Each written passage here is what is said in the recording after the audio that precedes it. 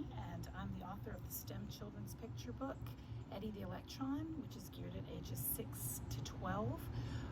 It's about an electron. I have a little plush electron here, but real electrons are incredibly much smaller than the one I'm holding in my hand right now. In fact, if you took this stuffed electron and cut it in half, and then cut that in half, and cut that in half, and kept cutting in half until you couldn't cut it in half anymore, even with the most precise and sharp scalpel, then you would have an atom, which is the smallest particle of matter that naturally exists in our world.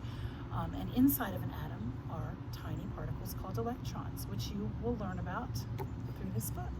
So I hope you enjoy it. Eddie the Electron. Hi, my name is Eddie. Bet you haven't seen an electron like me before. Pretty cute, huh?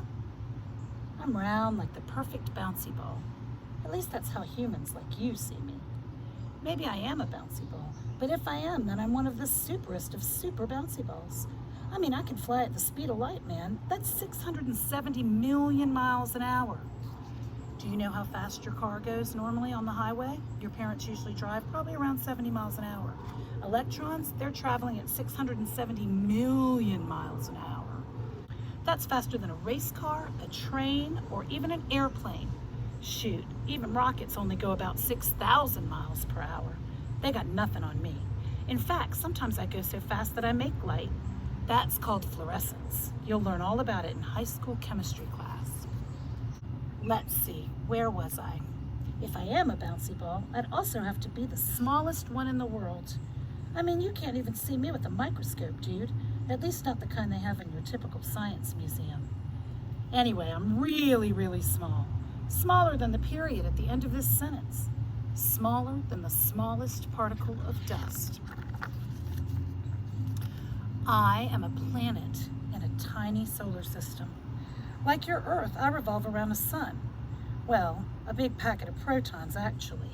And my whole solar system fits in a space about 3 billion times smaller than the tip of a pencil.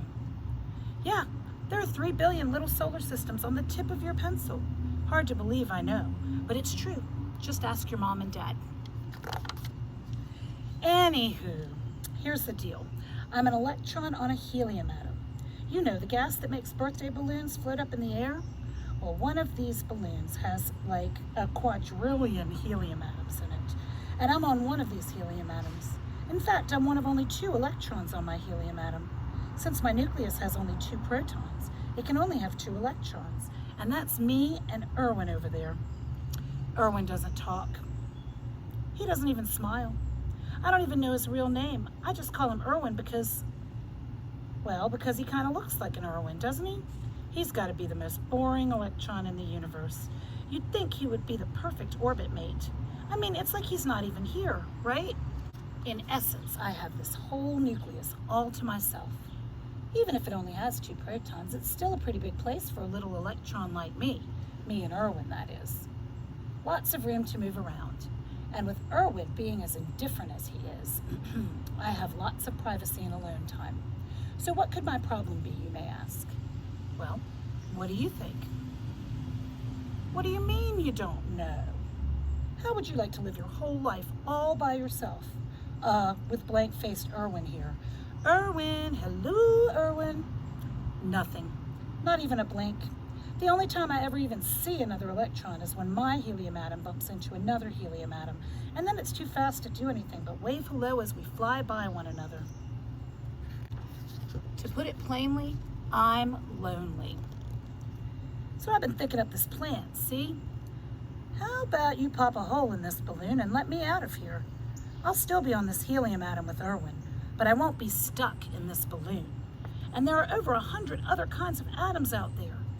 The air all around you has bazillions of atoms flying around, like nitrogen and oxygen, which you breathe to stay alive. Well, if I can ram into one of those babies, then maybe, just maybe, I could jump off this helium atom, attach myself to another nucleus, and finally get to hang out with another electron. Maybe one with a little more personality. What do you say? I know. Helium is supposed to be really unreactive. That means it just bounces into other atoms without swapping electrons or anything. A noble gas, it's called. Well, I can tell you, it's absolutely no fun being noble. At any rate, if helium is so unreactive, chances are I could be stuck on this atom forever, no matter how many other atoms I bump into. But even if I never get to another nucleus, even if I'm stuck here with Irwin, at least I'll get to see something besides the inside of this balloon. Chartreuse. Yuck. My least favorite color. So what do you say? Can you help me? Come on, just grab some scissors and poke this balloon till it pops and... What do you mean you don't know where the scissors are? Well, just grab this balloon and squeeze it as hard as you can until it pops, okay? No, it shouldn't hurt. Just keep it away from your face. There you go. Hold it down. Squeeze it, squeeze it. Oh, I can feel it getting hotter in here. Yep, you got a good grip, kid. I must have bumped into 10 billion helium atoms that last second. Keep squeezing, kid. Oh yeah, it's getting crowded in here. Man, are we going fast. Hi, friend, this sure puts your bumper cars to shame. Woohoo, we're gonna blow. 10, 9, 8, 7, 6, 5, 4, 3, 2, 1. Pop! Sorry about your balloon, mate. Thanks for helping me escape. See you around. Get it? Around? I crack myself up. So, all of the numbers in this book are correct. They're accurate. So when we say that electrons are moving at 600 million miles an hour, zipping around that nucleus, we mean that they are really, scientists have determined that they're moving at around 670 million miles an hour. And as for there being 3 billion tiny little solar systems on the tip of your pencil, well, pencils are made of carbon. Those carbon atoms, there are actually billions of them on the very tip of your pencil. And an atom is remarkably like the solar system that our entire Earth is in. And doesn't that just blow your mind? As for when Eddie's saying that it's getting hot and crowded in that balloon, well, when you're pushing on that balloon, you're reducing the volume or the space that's available to the atoms inside of it. So that's going to cause them to bang into each other even more often and even harder. Eventually, the balloon will pop because of all the pressure. But because they're banging into each other like that, they're also generating a lot of heat.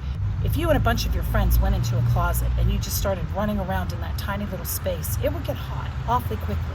Same thing happens for atoms, and that heat can often generate reactions that make atoms swap electrons so that they can become different things.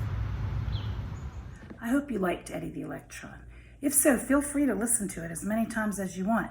Every time you do, it'll just be reinforcing what you're learning. You can also support me and your brain by purchasing Eddie the Electron Moves Out, which is the sequel to Eddie the Electron, so you can find out what happens to him after he escapes the balloon. Thanks for your support.